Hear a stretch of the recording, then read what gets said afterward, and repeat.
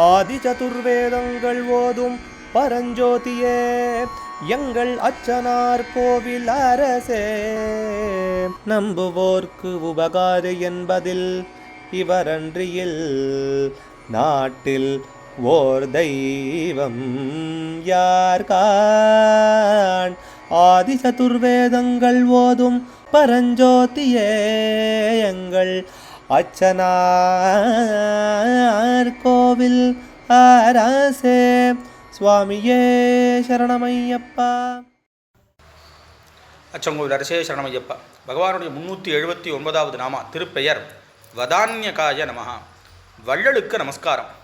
பக்தர்களுக்கு எல்லா செல்வங்களையும், செல்வச் செழிப்புன்னு ஒன்று, மீதி இருக்கக்கூடிய அருள் செல்வம், பொருட்செல்வம், மக்கட்செல்வம், எல்லாத்தையும் வாரி வழங்கக்கூடிய வள்ளல்னு அர்த்தம்.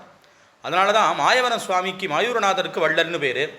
துறைகாட்டும் வள்ளல் அப்படின்னு ஆறுபாதியில் ஒரு சுவாமி, அவருக்கு பேர். இன்னுமே மாயவரத்தில் மேதா தட்சிணாமூர்த்தி சன்னதியில் இருக்கிற சுவாமிக்கு வள்ளலார் கோவில்னே பேர்.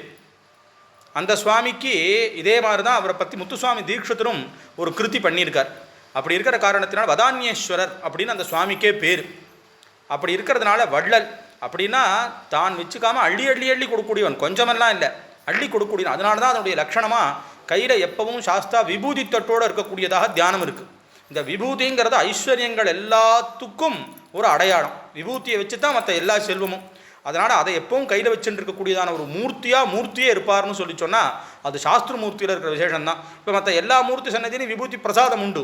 ஆனால் கையில் விபூதி தட்டும் பெரம்பும் ஏந்திருக்கக்கூடியதான அமைப்பாகவே பகவானுடையதான ஒரு தியானமும் இருக்குது, அந்த மாதிரி மூர்த்தியும் இருக்காருங்கிறதுனால பக்தர்களுக்கு எல்லா விதமான செல்வங்களையும் வாரி வழங்கக்கூடியதான வள்ளலா சுவாமி சொல்லப்படுறார்.